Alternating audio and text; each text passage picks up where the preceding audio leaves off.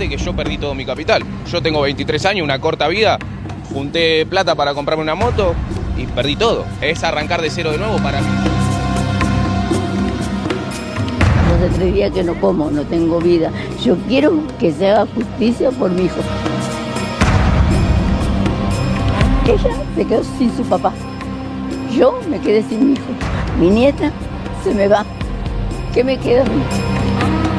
Me lo mataron a balazo. Nos metemos con este tema. Está Alberto Medina Méndez, que es presidente del Club de la Libertad. ¿Qué es el Club de la Libertad Breve? Buenas noches. Un think tank, un tanque de pensamiento de la provincia de Corrientes. Nacimos hace un poco más de 10 años y dando la batalla por las ideas de la libertad desde aquel tiempo, organizando desde aquella época tan difícil, 2014, la discusión cultural que para nosotros es el centro del debate que escuchaba recién, Bien. Que vinieron antes. Bien. Fernando Iglesias, ¿cómo estás? ¿Cómo te va, Diego? ¿Bien? Bien. Ibas a mencionar algo sobre el tema anterior, creo. Sí, bien, lo más cortito. Lo más impresionante es que no se da cuenta de lo que está diciendo, ¿no? Porque no es que eligió el color violeta o el celeste. Está muy claro la connotación racista. Y yo me acordé de una poesía de Nicolás Guillén, que en la época en que Martin Luther King se decía el negro del alma blanca, Nicolás Guillén escribe una poesía hermosa diciendo que Martin Luther King era un negro con alma negra. O sea, viendo con absoluta claridad el carácter racista que tenía eso. A mí me pasó hace poco, te lo digo rápido, puse un tuit, porque justamente en el episodio anterior de esta lucha, el que asesinó al otro, al vecino, esta locura, apareció muchas veces la palabra marrón. Y yo puse un tuit diciendo, el que escribe marrón o utiliza la palabra marrón está bloqueado.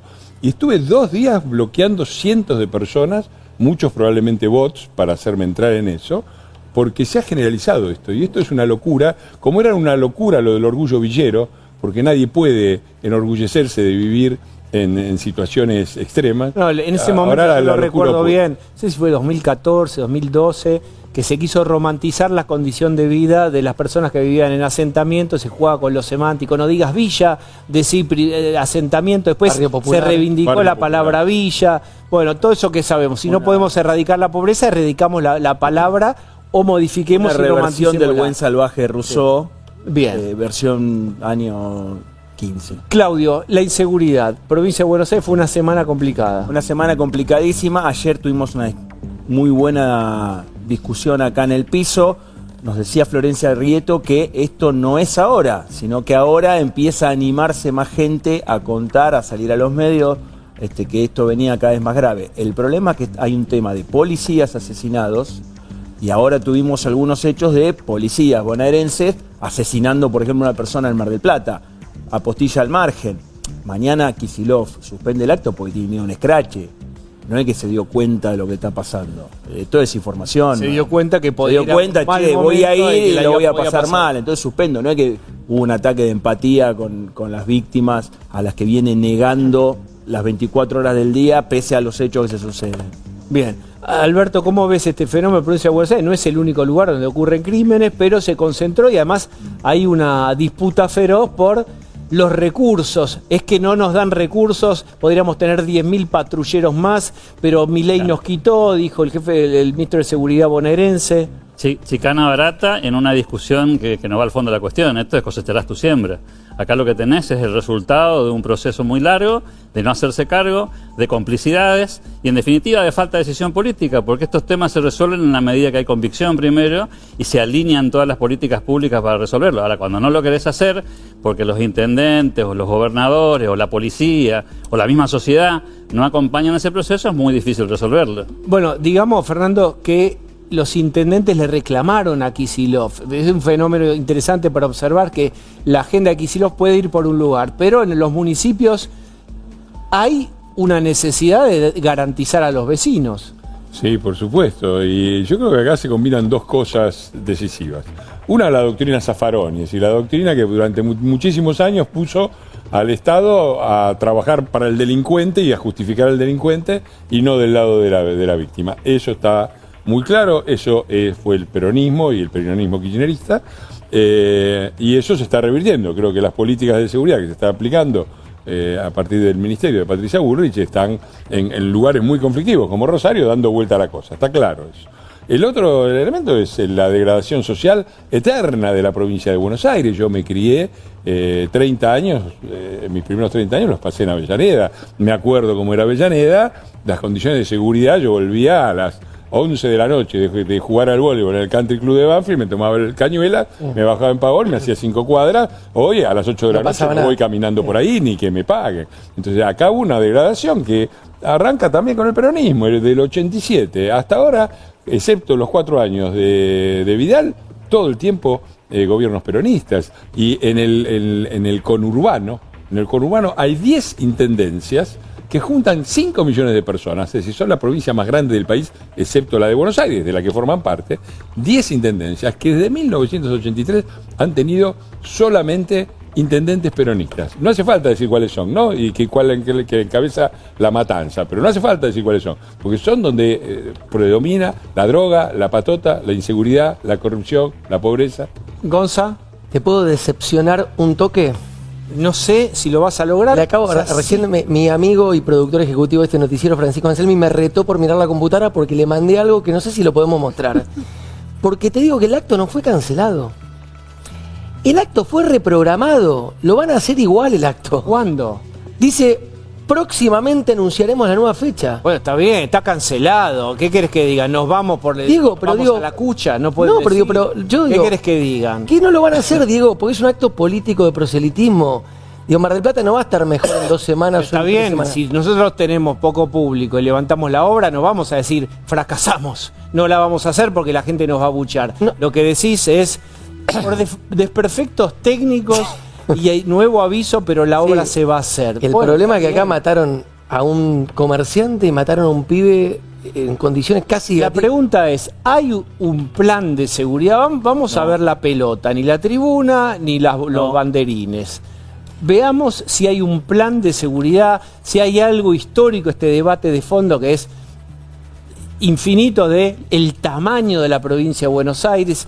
¿Cuál es ¿Hubo un plan de seguridad en algún momento mucho más efectivo? Vos decís, la verdad que ahora voy con Lu, Sí. en estos años funcionó mejor. ¿Acaso Vidal sí, no? Hubo acciones durante algunos periodos, el de Vidal, la verdad que hubo un momento donde por lo menos se dejó de romantizar el microtráfico de drogas, por ejemplo. La mamá que para alimentar a sus hijos vende cocaína y muy bien, vamos a aplaudirla. Bueno, eso se empezó a dar vuelta, los búnker, ¿te acordás? Pero son cosas Primera puntuales, etapa, segunda aisladas. etapa. Bueno, por eso te digo, puedo irme a otros momentos, el momento de Arlanián, el primer momento, hubo algunos, pero todas cosas sueltas y que nunca tuvieron ni la convicción ni los recursos que no es poner patrullero. Eso es para la gilada. Los patrulleros son los que dan vuelta para que lo vea la gente, a veces van a juntar la pizza, con todo respeto. Es otra la cosa, los recursos que vos tenés que poner es gente, es justicia, es a la gente a la que le robaron. Mira, acá está, te devolví el celular que te robaron. Yo lo Acá está, soñé, punto. o algún No se corta. referente que no sé si mismo Kicillof dijo, son los jueces los que están liberando. Me pareció, o yo soñé, Ah, o no lo fue sé. Yo te la un leo la sueño, declaración. que algún referente dijo, le echó esto es una novedad, si así fuera en la narrativa, que le echaron la culpa a la interpretación benigna de los jueces o garantista de los jueces. Cobarde. Sí. No, ahí quería sumar una cosa, me parece importante, ¿no? No hay plan, claramente, pero en la Argentina, lamentablemente, muchas veces, y en este tema no es la excepción, atacamos los efectos y no las causas. Entonces, claro, con algunas acciones paliativas, circunstancialmente, algún gobierno consigue reducir algún margen de números de criminalidad y más o menos tapa un poco poniendo la tierra debajo de la alfombra. Ahora, nadie ataca las causas. Y las causas son profundas y son complejas, y el fenómeno de la inseguridad requiere una mirada, digamos, de muchas aristas al mismo tiempo, ¿no? Lo penitenciario, lo judicial, obviamente la policía, los recursos, la seguridad, una sociedad acompañando ese proceso. No nos olvidemos que durante mucho tiempo también la sociedad avaló esta forma de mirar la realidad, ¿no? Esta idea de que el criminal era una persona que estaba un poco marginada, que era una víctima de lo que estaba pasando. Sí. Hoy en tu editorial escuchaba al principio esta mirada del psicópata, digamos, ¿no? Bueno, si entendemos, si el diagnóstico es que es un psicópata, hay una forma de actuar. Si la mirada es que una pobre víctima del sistema, hay otra forma de actuar. Bueno, yo estoy de acuerdo con eso. Y la discusión entonces es que no nos animamos a tener esa discusión. Ya nos pasó con los piquetes.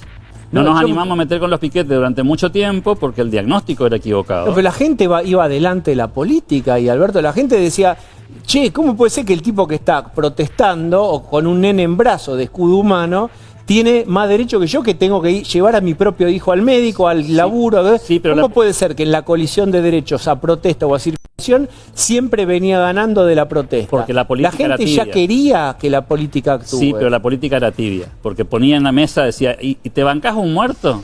En una situación como esa, no me banco un muerto. Bueno, Si entonces yo no escuché hacemos eso, nada. voy a decir el pecado y no el pecado, pero yo he escuchado gente y no, de partidos políticos no peronistas, etcétera, de la ciudad diciendo, el mismo vecino que hoy te dice despejame la calle, si hay En las encuestas. alguien con una gota, un raspón por la policía, te va a decir que sos un represor. No pasaba Eso fue hace un par de años. Y Yo creo que no es así eso ahora. Y mientras la política Nadie está pidiendo ni Claro, pero mientras represión ni la nada, política gobernaba con encuestas, esas encuestas decían esas dos cosas que eran contradictorias.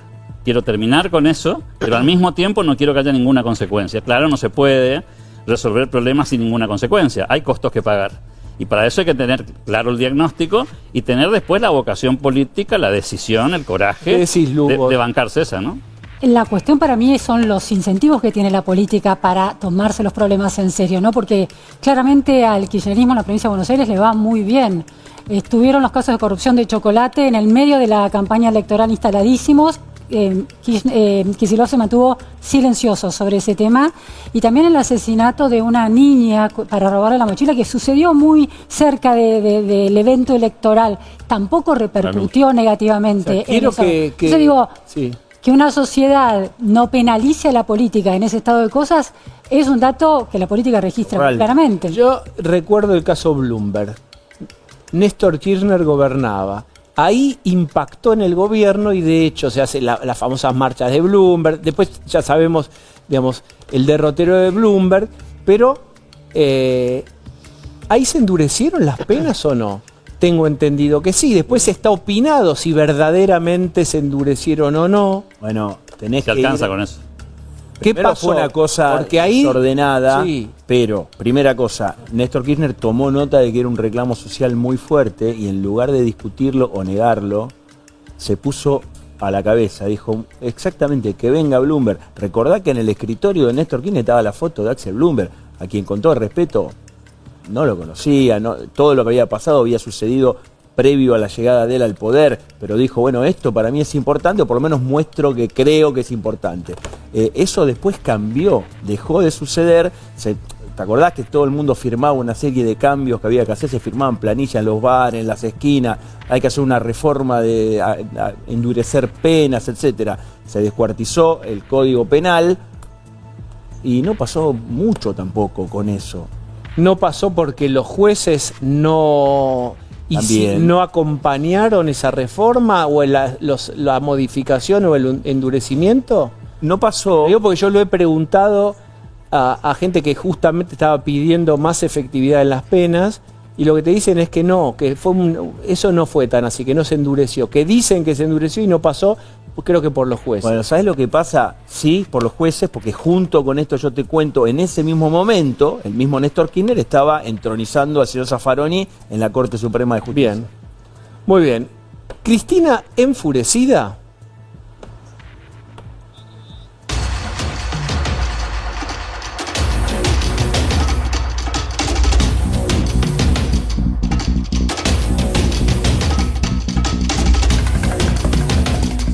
Claudio, Cristina, ¿por qué? No tiene unos buenos días. Ayer tuvo un día político muy feo, seguramente habrá estado disgustada ayer, pero ella está enojada por una cuestión un poco más pueril, por su billete, por su billetera, por sus recursos.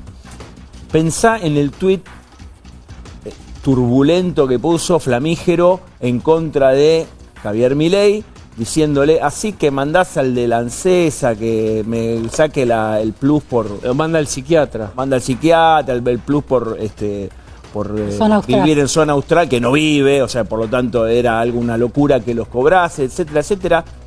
Digamos, su economía personal la enojó mucho. Pero hubo otra cosa en la justicia. pidió esta semana que los embargos que ella tiene en las causas Otesur y los Sauces por corrupción, las empresas de ellas que están sospechadas de lavado de dinero, hay embargos sobre ella, sus 2 hijos, en las 2 causas, y sobre las empresas Otesur y los Sauces. Suma más de 2.200 millones de pesos. Por lo tanto, ella tiene todo inhibido, no puede tocar nada. Hace bastante. ¿Qué hizo esta semana? Quiero recuperar esa plata. Propongo poner los dólares de Florencia Kirchner, los del Banco Galicia, todos recordaremos la caja esa feliz, llena de billetes verdes, unas propiedades en Puerto Madero, y con eso yo dejo como garantía y recupero lo mío. La querella de la UIF dijo, ni de ninguna manera, y ya te anticipo que el fiscal Velasco así, de ninguna manera. ¿Por qué? Todo lo que usted tiene acá está sospechado, con un grado de certeza muy avanzado, de que fue fruto del lavado de dinero. Usted Pues no me no puede po- darla como garantía Claro. lo que se robó. Bien, Fernando, ¿qué pensás de esto?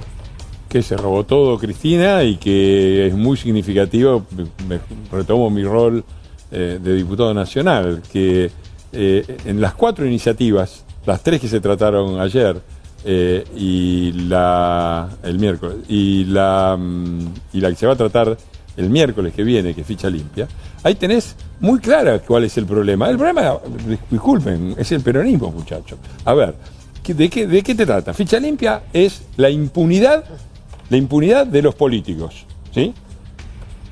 Se trató reincidencia y reiterancia, la impunidad de la criminalidad. Y el otro tema fue el de juicio en ausencia. Impunidad de la la ciudadanía. impunidad del terrorismo. ¿Cómo votó el peronismo en los 3 casos? ¿Cómo va a votar en ficha limpia? En contra.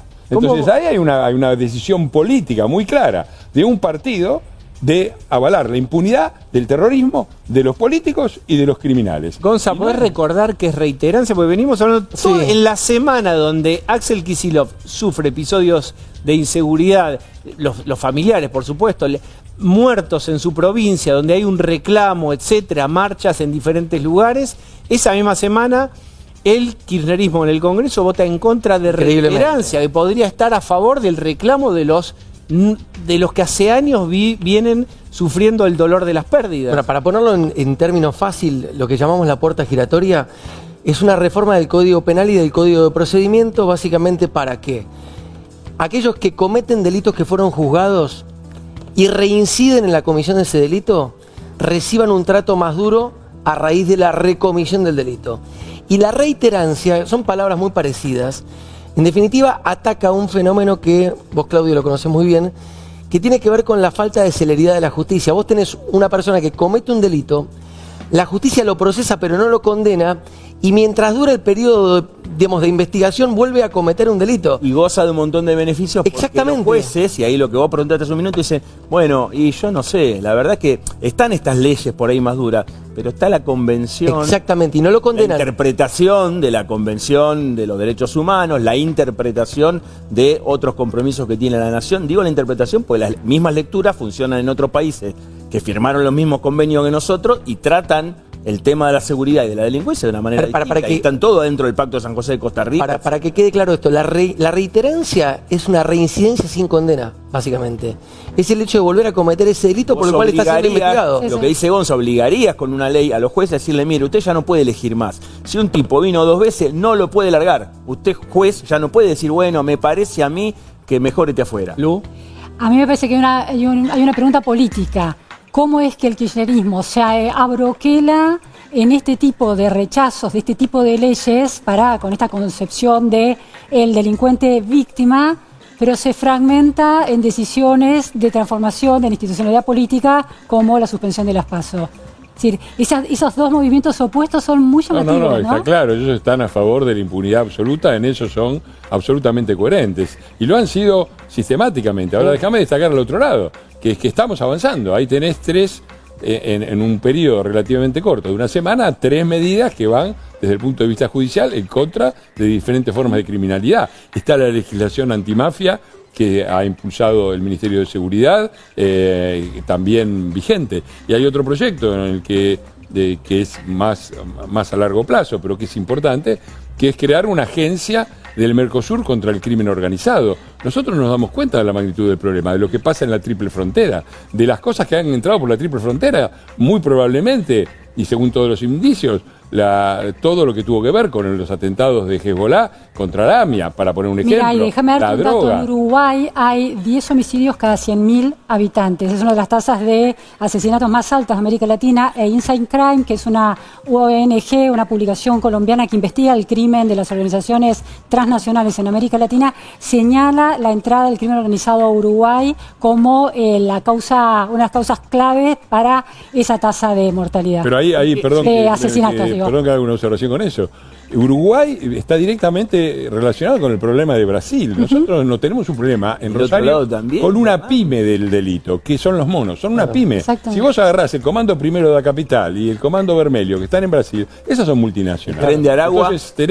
Entonces tenemos que tener una estrategia regional para que trabajen juntos los fiscales y las fuerzas de seguridad, todos juntos, para controlar todo esto, porque si tenemos ese problema con los monos, el día que se nos meta el Comando Primero, y el caso de Uruguay era un país claramente que tenía índices de criminalidad mucho más bajos que la Argentina. Hoy tiene prácticamente el doble. Sí, es el Así que hay un problema brasileño que excede a lo nacional. Está muy bien todo lo que se hace a nivel local, pero cuando vos llegás a tener que mandar la policía y la gendarmería a los barrios, ya llegaste tarde. No digo que no haya que hacerlo, pero hay que también tener estrategias para desarticular estas bandas, y por eso una agencia del Mercosur que trabaje con esto, chiquita, efectiva, que copie modelos exitosos, como la Dirección Nacional Antimafia Italiana, es una de las cosas que se ha anunciado y que ha anunciado el presidente Milei para la presidencia argentina en el Mercosur.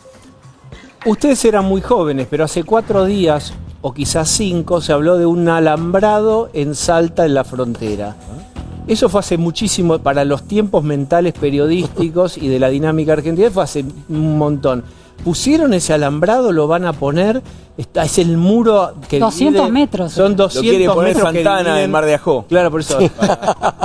Para el tema, ¿viste? Un color de los otro. coloridos. ¿Qué pasa con eso? ¿Eso fue un globo de ensayo? ¿Se va a hacer? Las dos cosas. Algo se hizo, algo más se va a hacer, y también fue un globo de ensayo. La respuesta es sí en los 3 casos.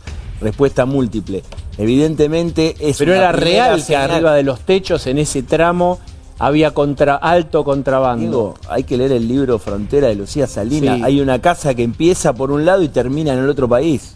Vos entrás por Argentina y el fondo sale por Bolivia, y el tipo cobra, dice déjame 2 lucas, y entran y salen los bagallos. Filmado. Para ponerte un ejemplo. Entonces, ¿cómo es la Hay una propia casa propiedad? que es binacional. Dos. Tiene, Una al menos. Está el frente Para ponerte el ejemplo a la extremo. Argentina y el contrafrente. Bifronte. Está. Jano. Es pasante, un departamento pasante. Cobran barato, te digo, Y te 500 cobran, mangos de- entonces, Claro. Cobran un en vez del fee. baño, te cobran. Claro. La apertura de tranquera. Adelante. El fee igual no. Yo no sé qué compran con los 500 pesos que cobran de ida y 500. O sea, una luquita salí de vuelta el pasaje. Alberto, ¿cómo estás viendo este tema? La política, ¿cuál es la política? ¿Cómo definís? ¿Es la política de Patricia Bullrich, la política de seguridad? ¿Hay alguna diferencia entre la concepción de Patricia Bullrich y la concepción de la libertad avanza? Yo creo que hay sintonía fina, hay una mirada parecida, digamos. Por supuesto que la Argentina es un país complejo, con unas fronteras muy largas. Yo vivo en zona de frontera y sé que eso tiene sus complejidades. No es solamente el contrabando el problema. En todo caso, diría yo, como liberal, es el menor de los problemas. Los problemas pasan por otro lado, ¿eh? Pasan por el narcotráfico, pasan por la criminalidad, pasan por cuestiones de fronteras difusas, como en este caso. Trata de personas, ¿no? También. Claro, por eso, hay temas más complicados. En un contexto donde la relación con los países vecinos tiene una configuración medio extraña, ¿no? Mercosur, tenés una aduana que parece Albania, digamos, tenés que pasar muy, muy difícilmente de un país a otro, cuando conocemos uniones comerciales y económicas donde transitar es fácil, no hay tránsito fácil de personas. Digo, las fronteras son complicadas, porque además hay países, lo nombró recién el diputado, el caso de Paraguay es un caso paradigmático, no está solamente la triple frontera, es un país que está asediado por el narcotráfico, que se está empezando a meter con la política, que tiene un expresidente de la nación cuestionado, no solamente por corrupción, sino sospechado por sus vínculos con el narcotráfico, con influencias en el poder. Digo, Paraguay hoy es en potencia una amenaza de convertirse en lo que fue Colombia o en lo que es México, digo, ¿no? Con la política cooptada por el narcotráfico, que es un fenómeno que en la Argentina todavía no lo conocemos, al menos no en magnitudes relevantes, ¿no? Déjeme girar un poco el tema, porque estábamos hablando de la política, hablamos de Patricia Bullrich, de la libertad avanza, de los anuncios de la última semana del gobierno, y Macri celebró el anuncio de Milei de suspender los tratamientos quirúrgicos y hormonales en los menores de 18 años. Sí. ¿Fue un guiño? ¿Cómo ves eso? Mira, hoy preguntándole a la gente del PRO, hay una decisión, Diego, de incorporarse a esta agenda del presidente, ¿no? A ver, hoy fue un día muy particular, sé que quizás tenemos poquito tiempo, pero el tire y afloje por saber cómo termina el PRO en esta situación que se le está presentando a raíz de una elección en la cual hay que definir si se va a hacer una alianza o no con la Libertad Avanza, pone a Mauricio Macri de cara a tener que decir públicamente si está a favor o en contra de la agenda del presidente. ¿Qué pensás, Fernando, vos? Mirá, Es la persona, digamos, está Mauricio Macri, hay 10 personas adecuadas para esta respuesta. Una podría ser vos. primero el tema específico. Mi última sesión de mi primer mandato, año 2011, desde hace 13 años, se trató el tema de la identidad de género. Y toda mi intervención fue directamente a este punto, para decir que era una locura, era una verdadera locura, permitir que menores a los que no se les reconocía la capacidad de decisión en muchísimas otras cosas, se les permitiera realizarse operaciones quirúrgicas irreversibles y hormonales irreversibles. Y estábamos preparando, me sorprendió lo del presidente, porque estábamos preparando un proyecto que justamente esta semana lo estábamos firmando y lo vamos a presentar el lunes, justamente para prohibir esto, que es una locura. Después pasó, es decir, yo en ese momento era un simple diputado y no sabía lo que después se vino, los informes médicos sobre el desastre que se hizo y la irresponsabilidad absoluta, pero era una cuestión de sentido común. Vos no podés decir, un chico de 17 años no tiene la madurez suficiente o de 15 años no tiene la madurez suficiente para consentir un encuentro sexual y por lo tanto el adulto que lo tiene va preso, pero a los 8 años puede amputarse el pene o realizar cualquier tipo de intervención. Una locura, no sucedió esto. Pero no tiene que estar permitido por la ley tiene que ser absolutamente inhibitoria en este sentido. De identidad de género a identidad política, y en solo un párrafo debes contestar si vos crees que se deberían fusionar la Libertad Avanza y Macri y tener una misma identidad. No, yo creo que los partidos tienen sus características y cada uno tiene sus valores y sus votantes diferentes. Lo que sí creo que tendríamos que ir en una lista única. No digo que esto sea una cuestión definitiva, ni estratégica, ni de valores, ni de no sé qué cosa. Me parece que quienes estamos a favor del cambio deberíamos dar una señal muy fuerte. Y acá simplemente porque toda la situación está agarrada con alfileres. Yo veo demasiado optimismo de todos lados. Ya pasó lo peor, ahora vamos para adelante.